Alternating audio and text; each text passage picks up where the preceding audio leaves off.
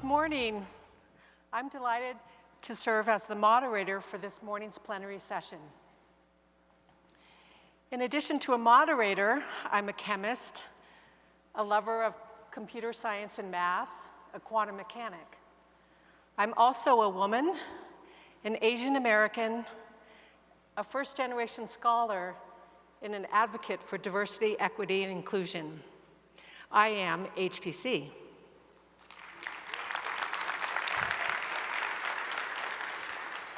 I'm super excited because we have two extraordinary speakers this morning who explore the human side of I am HPC. Denice Ward-Hood is our first speaker. She is currently the interim director of the Center for Culturally Responsive Evaluation and Assessment at the University of Illinois, Urbana-Champaign. She's also a teaching professor in the Department of Education Policy, Organization, Leadership in the College of Engineering.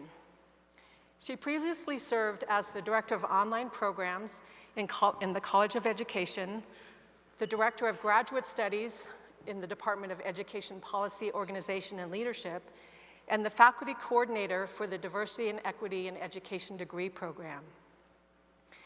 She has over 30 years of experience in program evaluation, learning outcomes assessment, and social science research, particularly in higher education.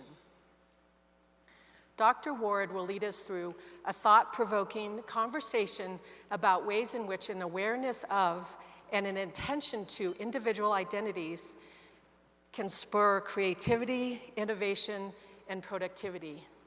She will also explore what culture and identity have to do with computing in HPC.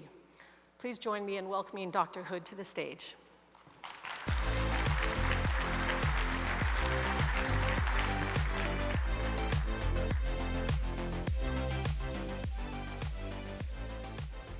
Good morning. Thank you for that wonderful introduction. I'd also like to thank Roscoe Giles and Valerie Taylor for inviting me to come talk with you today. As was mentioned, I'm Denice Ward-Hood, and I direct the CREA, the Center for Culturally Responsive Evaluation at the U of I.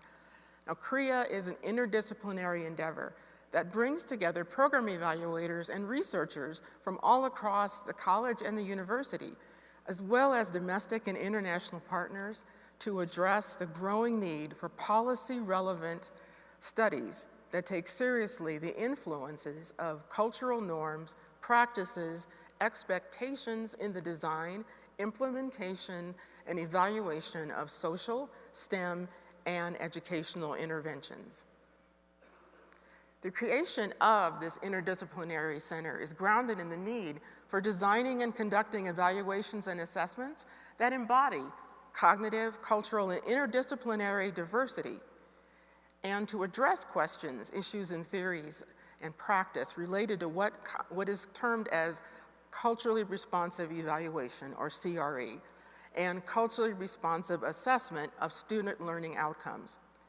Our focus is to establish a national presence in educational research, evaluation, and assessment, unique among its peers, integrating teaching, research, and scholarship to the cultural context in educational research. We're also committed to working with graduate students in the College of Education and in applied disciplines, such as social work, nursing, public health, and STEM-related fields.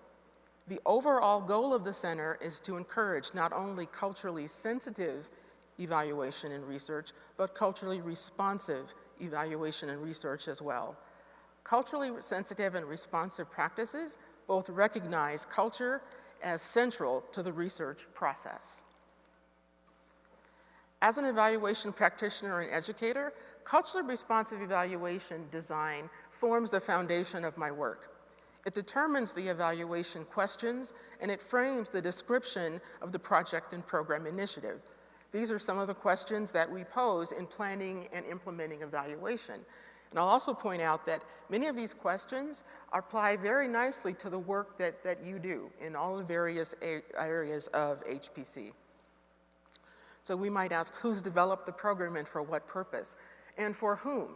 And the program can be the project, the implementation of a new initiative, who are the stakeholders? And how do we know if anyone has been overlooked and omitted? So there's formal stakeholders, and they can be the people for whom we develop the program or initiative. They may be the principal investigator or the co-PI. They may be the end user or the agency funding the project. But we also have informal stakeholders. They could be indirect recipients of the project or the product or service. They may not be officially part of the research, but they may be invested in various ways, and they should not be overlooked. Community members often have a great interest in the outcomes of a project or program, even if they're not directly involved in the intervention itself.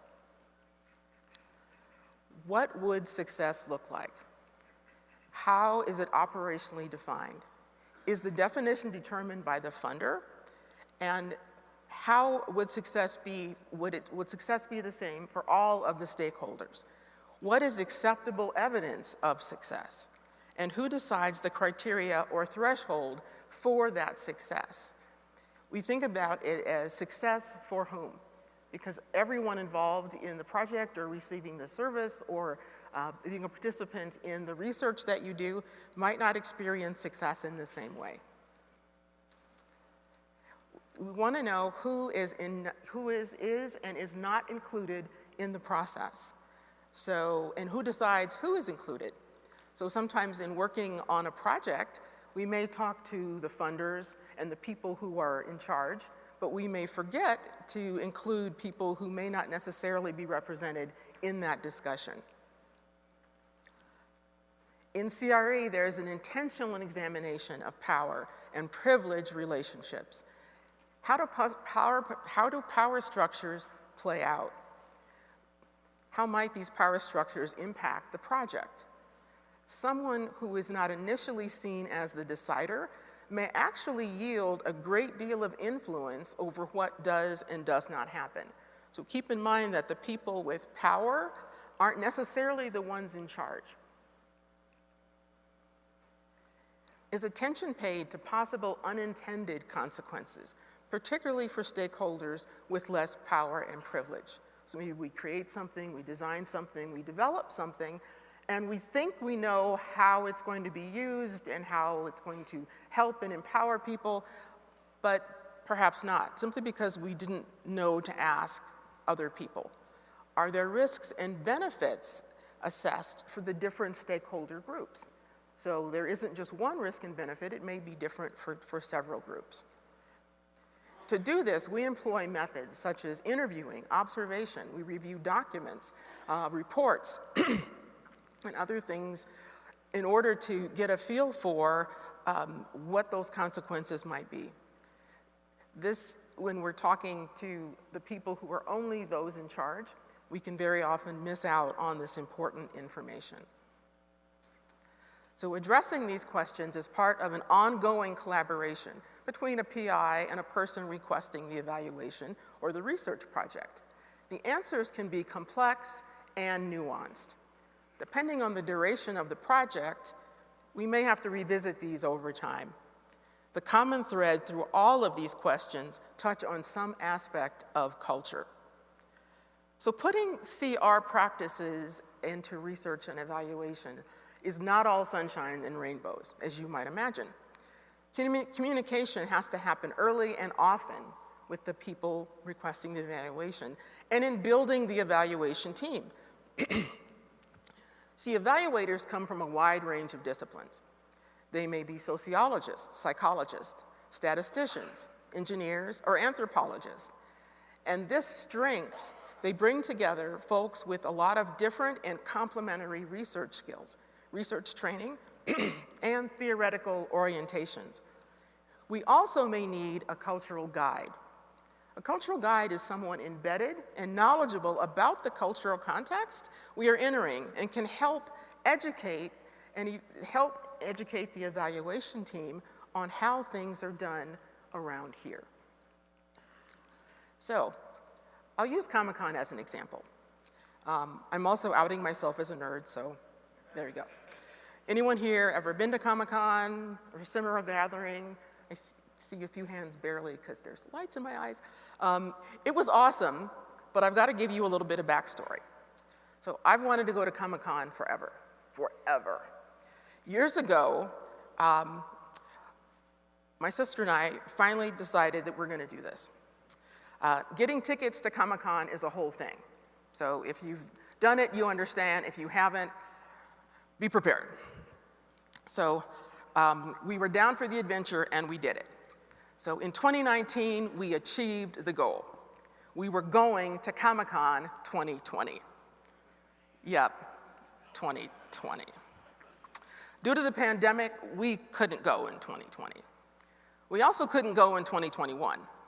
Finally, in 2022, we got our chance.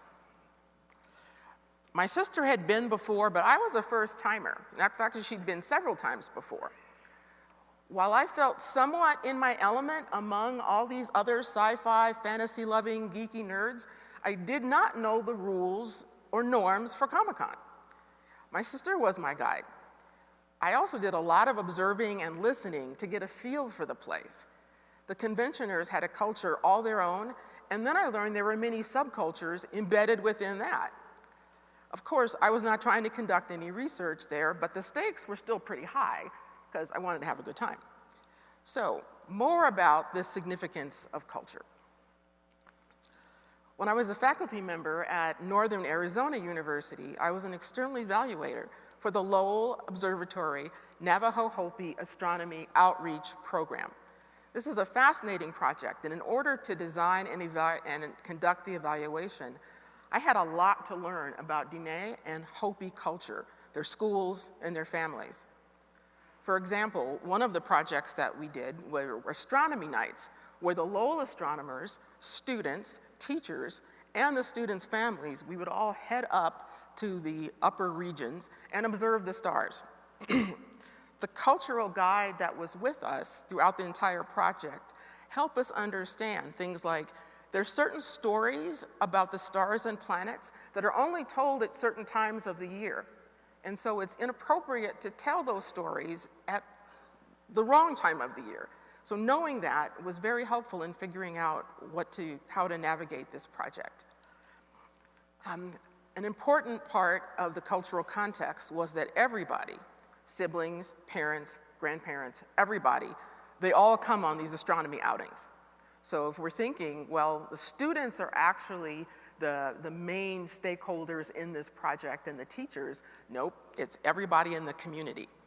So we talked to our cultural guide about data collection, about observations, what and how, but then also how to interpret the findings, because I may see it, but I might not know what I'm seeing without someone to teach my team and I what we're actually looking at and how to make sense of it. So without that cultural guide, this evaluation would not have been successful. So what is culture?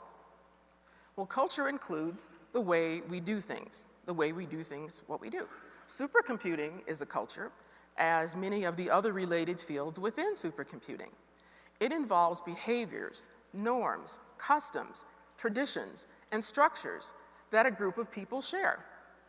Culture can be embedded within nationality, geographic region, religious group, and ethnicity. You are familiar with the customs and norms of this conference, but I'm an educational psychologist, so SC23 is definitely a different cultural context for me. Culture exists in our businesses, in our offices, in our labs, in our departments, even in our sci-fi conventions.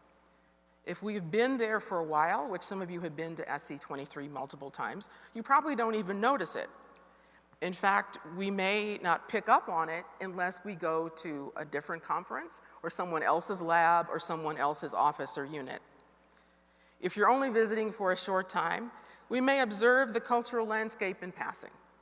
But if you intend to be there for a while, you may try to pick up and learn about some of the things with this culture just because it makes it easier for us. It can also make us much more productive and efficient. So culture consists of people, and people have identities. So let's talk about those. Our various identities contribute to the culture of our professional settings. This guy, Erik Erikson, he was one of the most influential social scientists in the field. His theories of identity development have inspired an enormous range of research and applications in human psychological development throughout the lifespan.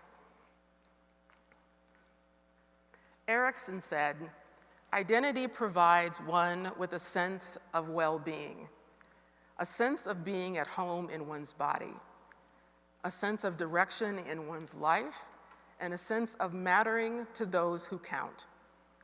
He also said that identity is what gives a person a reason to be. He believed that having a solid sense of identity is crucial to further development throughout life. So, who are you? Your response to this question may be your job title.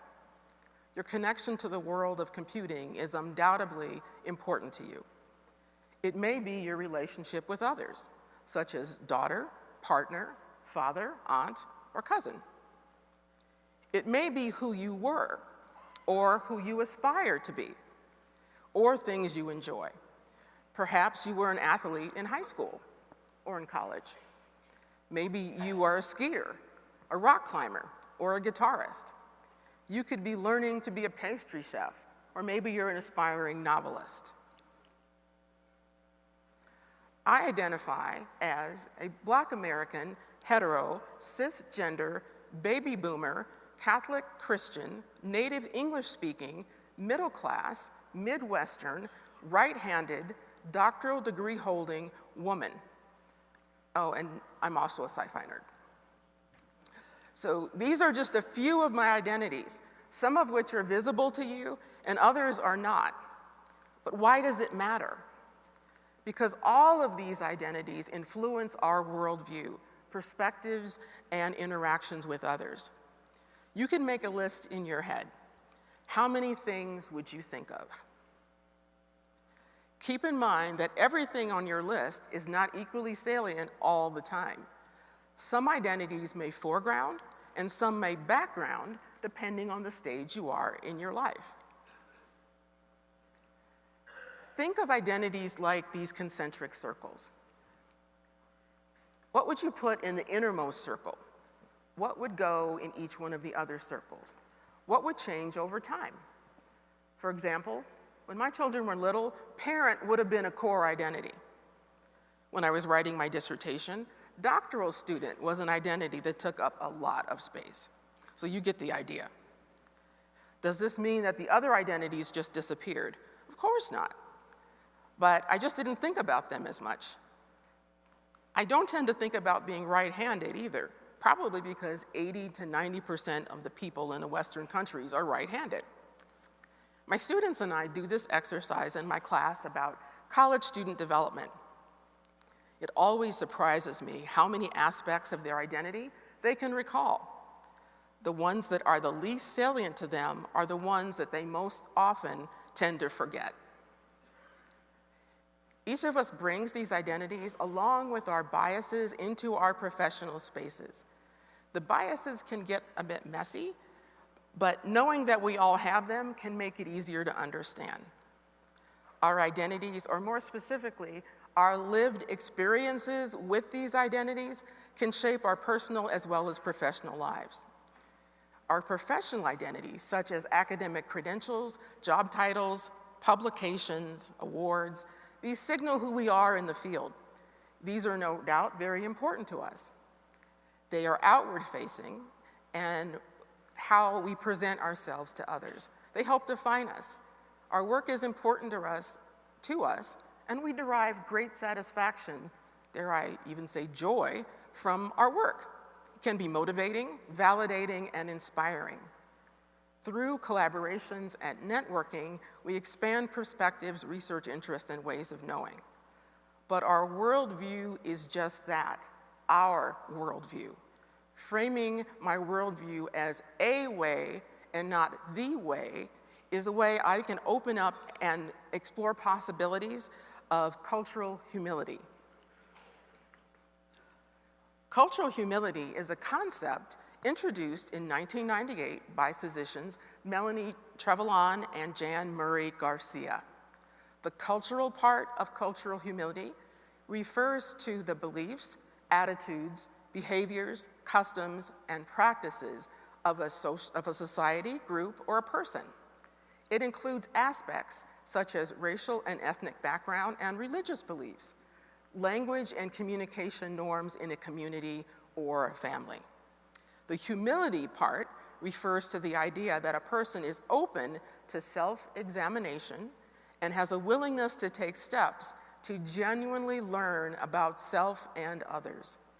Cultural humility specifically refers to the idea of remaining open and avoiding biases and stereotypes when interacting with others, and we know that that's not always easy.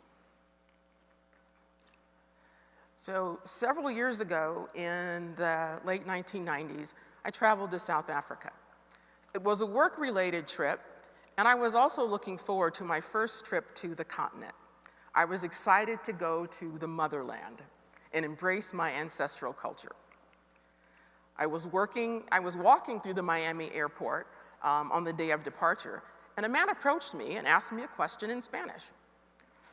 I couldn't think of a time when someone approached me thinking I might speak a language other than English. My Spanish language skills are almost non-existent, so all I could manage to say was, "I'm sorry, I don't speak Spanish." But I wondered, if he approached me because he thought I might know the answer to his question, maybe. Maybe he approached me because I was the perfect person in closest proximity. That's possible too. Did he approach me because we're both brown and he assumed that I might speak Spanish? Maybe he thought I was from Puerto Rico, or the Dominican Republic, or Cuba, or Colombia. I'll never know, but I've reflected on that exchange over time. Later that evening, I boarded the plane, and 14 hours later, I arrived in Cape Town. I was home. But my plans to be more authentically Black were immediately interrupted. People I met and engaged with informed me that first and foremost, I was an American. This is how they saw me. Then I was told that I was colored and not Black. I was aware of the racial caste system of white, Black, and colored in South Africa, but I had more in my suitcase than just clothes and comfy walking shoes. I had also packed my opinions, my biases, and stereotypes about South African culture, and I'll touch on biases more a little bit later. It had not occurred to me that I would be considered anything but Black. After all, this is how I identified myself. I was applying my American frame of reference in this context. There in South Africa, my most salient identity to the people I worked with was my nationality, American. Next came my racial identity. In that context, was colored. I know about colorism, bias, and stereotyping related to skin tone among people in an American context, but this just felt different. In less than 24 hours, my racial identity seemed to have changed 3 times, but I was still the same person. So what is cultural context, and what is it doing in a nice place like supercomputing? And how does one achieve cultural competence? Despite the definition referring to a lifelong process and an ongoing basis, it always sounded to me like there was an endpoint that maybe one could achieve, like there's a certification exam that you can take and pass. If there's a cutoff score for cultural competence, but how can that be since culture is always changing? Cultural humility suggests a journey and a constellation of skills that can be transferred to any number of contexts. Keep in mind that cultural humility does not mean that you have a poor view of yourself or your culture, nor does it mean that it's required a lack of pride in your own culture. Both a positive view of one's own culture and pride in that culture are compatible with cultural humility. Remember when I mentioned about biases? Well, The short take is that everyone has them. Biases stem from reference, or biases stem from reliance on common cognitive heuristics that can help us navigate a complex social world. So if you're human, you have implicit and explicit biases. Ta-da! But biases do not need to result in resentment or hate against out-group members. Learning how biases operate can help people learn ways to avoid acting on their biases in negative ways. So it would seem that the first step on the road to cultural humility is to be around people who have identities and cultures different from our own. Structural diversity is when people who are different are in the same space, such as an office, a unit, a lab, or a college campus. Structural diversity is sufficient, but is necessary, but not sufficient for cultural humility. Interactional diversity means authentic engagement with others different from ourselves. And these interactions can yield positive results and can favorably impact outcomes. So in 2019, international students comprised 22% of the students enrolled at the University of Illinois, Urbana-Champaign.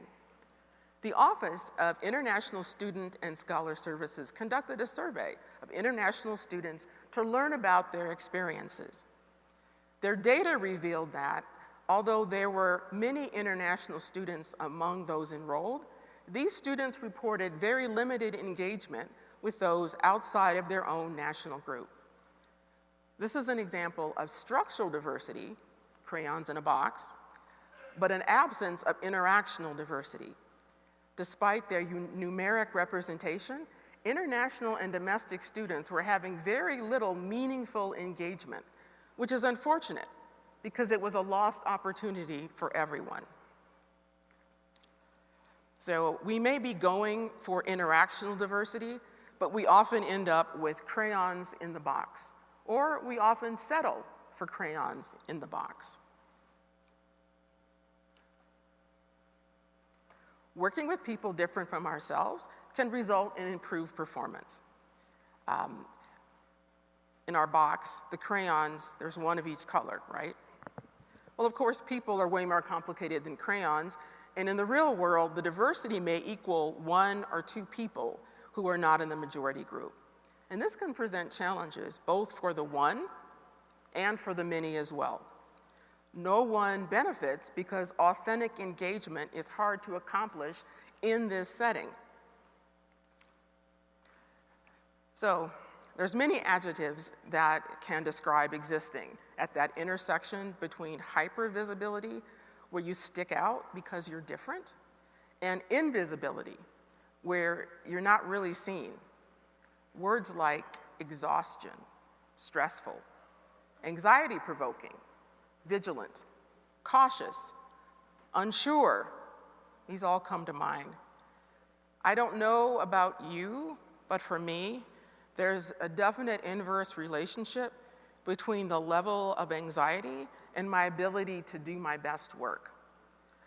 So keeping in mind that being that one, while technically that represents diversity, may not necessarily have the impact that we're looking for simply because of this combination of factors. So, it's time I need to land this plane. So keeping in mind all the things that I've talked about related to diversity, cultural humility, inclusion, and your identities. So innovation, bringing people together with different ways of knowing, and the different ways of knowing come from the lived experiences with those different identities. These are important, they matter, and they should not be discounted. Productivity is increased by leveraging all that creativity from these diverse teams. And who you are, your identities, they matter. What you know and how you came to know it matters. You can transform your field and it starts with you. So you are all HBC, and you got this. Thank you.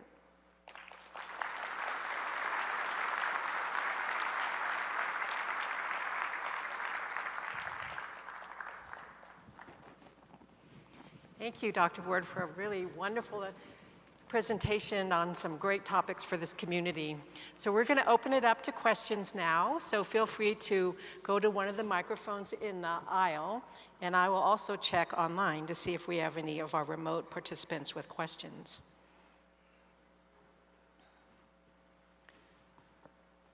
So don't be shy.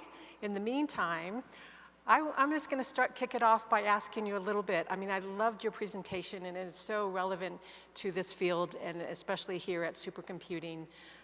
Can you tell us, if we're someone who's new to these concepts, cultural humility and whatnot, but really excited and want to embrace this, what are some of the things we can do to start training ourselves and learning how to be more responsive in this case, and more, create a community where diversity is really the true kind of diversity? Well, I'd say the first place is to start with ourselves. So thinking about who you are.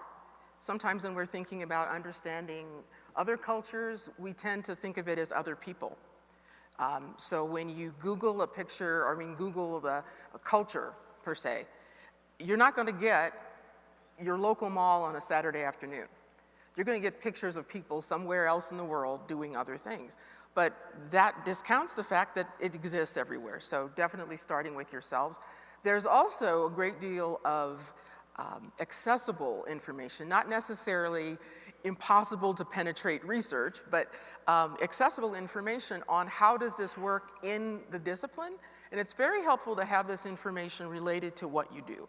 So I'd definitely say start there. It's out there. It's definitely there. So refer to that. You can educate yourselves and have conversations in safe spaces with colleagues that you feel comfortable talking with. Great. Thank you so much. I see we have a person over here with a question. So I'd like your opinion on how to deal with acculturation and culture shock and what's the other one? Well, basically identity crisis. So let's just say I was an international student. I don't identify as Asian American. I don't identify as Chinese. I don't identify as Indonesian, even though I'm a Chinese Indonesian. I don't speak Chinese. So I'm a double minority in my own native country, and I happen to be in a part of rural America where there are not a lot of Asians or Asian Americans. And I personally feel like I have an identity crisis, like who I am. What identity should I bring?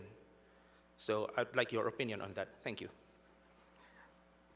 Wow, that's a great question. I can just bestow one on you if you like. I'm joking. Yeah, how you navigate that, I'm afraid I'm not an expert in that area to help you at all. But I do understand what it feels like to feel that conflict of where am I? And it suggests that you're wondering if maybe you just need to pick one. And I don't know that you do. So you might want to give yourself that space to realize it's perfectly all right. We also exist in multiple contexts at the same time. So there may be some situations where you are more Chinese, others where you're more Indonesian, others where you're more American, others where you just don't think about it. And that's okay. I think sometimes that pressure to feel like, oh, I have to pick a box, can add another burden that isn't necessary. So I think it's okay. You're probably very adept at code switching and moving between cultures, and that is amazing strength. So definitely leverage that because you speak more than one language, and you also can navigate multiple cultural contexts, sometimes within seconds. And that's a very highly developed skill. So maybe, extend yourself some grace with that too. Great, thank you. How about over here? Hi, I'm Mary Hall from University of Utah. I have a question sort of related to EDI organizations and universities and perhaps also in local governments and and companies. So you're in a university, you have a center, it doesn't have ED or I in the name, which is, means that it's doing something different, but yet it's trying to help in some of the similar ways that a EDI organization would do. And I guess I'm asking for advice, given that now people know that acronym, and sometimes it's got negative connotations associated with it. Not that it should, I don't mean to say that it should, but how universities can go forward, and maybe these other organizations can go forward to solve some of the issues that you're trying to address, and get the support we need from the community to do that. Does that make sense? Well, I know that where I am, we are very fortunate, because in a lot of institutions in a lot of states that is not the case. So I don't feel as if at any time we're under threat. I would think that whether or not an entity or a unit has DEI in the title at all, the work is still essentially the same. And I'm finding that people often are not as opposed to the work and the concept and the real lived experience in those spaces. It's just we've made those words and those initials very triggering. So focusing on what is it we're actually trying to do, and there will always be people that are just not going to have it, and that's okay. But I don't think there's that many. I think most people are at least open to the idea, like, this actually isn't such a bad idea. I think when it's explained in what does it mean to your group in your campus for your staff, students, and faculty, that might be a way to kind of broaden that tent a little bit, and to keep people that are already aligned not feeling like they're under siege, so that we have to whisper it in hushed tones, but that you can encourage people that it's okay. Many people have been doing this work for decades and decades and decades, and they'll be continuing to do it long after this whatever this is, wraps up. Thank you. Okay, great. We have a question over here. Good morning. I'm Dorian Arnold from Emory University. So my question is about navigating the balance between when you find yourself transitioning to a new cultural context, navigating the balance between staying true to your own or original cultural identity and assimilating with the new environment that you're entering, and assuming an environment you're moving to, so you're going to be in there for a long time. And when two things converge, right, typically they will influence each other, but the larger one will have a greater influence on the smaller, right? So if you're moving to a new country as a sole individual, how do you navigate that balance between, again, staying true to and trying to preserve your original culture, but also integrating into the new cultural context? Ooh, all right. Well, These are the easy questions. yeah, so in 40 seconds, let me think here. I think it is definitely, excuse me, up to each person to decide what level of assimilation is good for them. So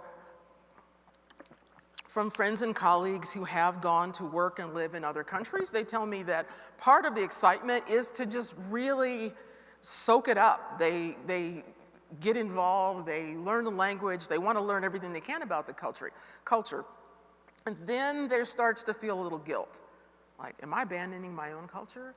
What's happening? So then they maybe swing the other way a little bit, and they start to bring in customs and traditions and food and dress and things that help remind them of that.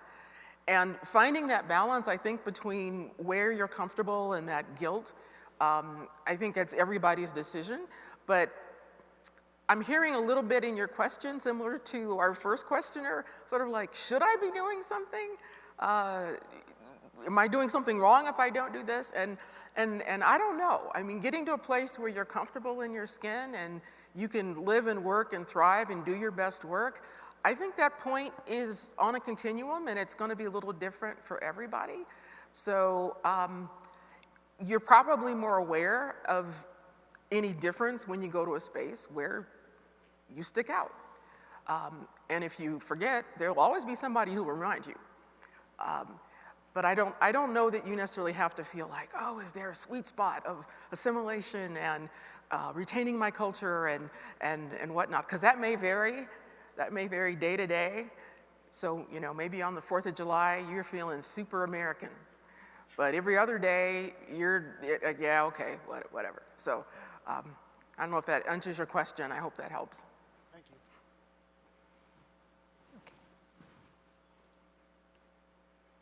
Good morning, John Sopka from the Northeast, Good morning.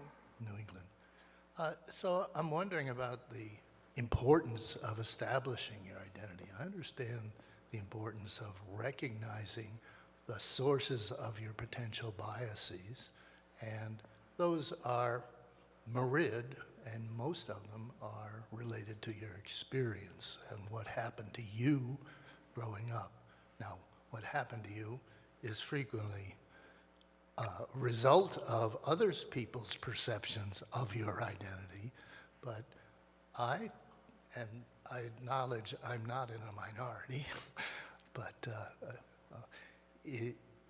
is establishing your identity, as the first questioner was asking how to do, as important as recognizing and accepting your own biases, your own blind spots, your own sources of familiarity versus areas of ignorance, so that you can effectively contribute to whatever situation you're in, bringing your unique perspectives and experiences to bear without worrying about, and at the same time accepting the unique contributions of others without worrying about where's that coming from, why is that your point of view, or what point of view should I have because of my identity.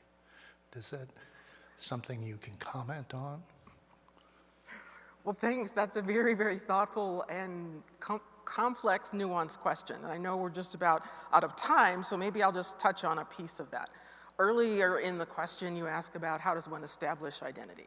And I'm not sure if you meant like literally, because that all happens starting from being a little kid, going all the way through your life.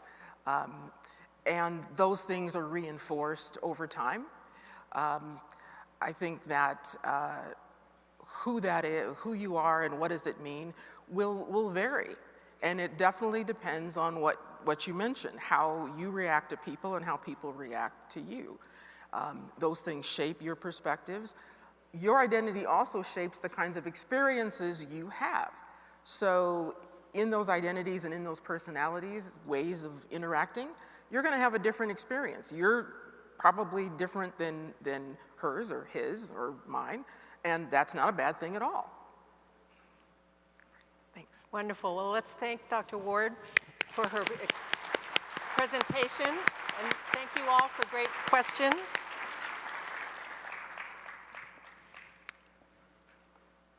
And let's welcome Dorian and Roscoe Giles to the stage.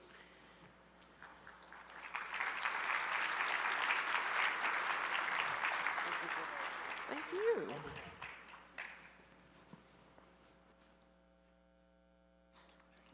All right. Thank you so much. Thank you. It was such a wonderful, thought-provoking presentation, and I hope you all have something to think about now about how you come to work, how you come to SC, and how you come to HPC.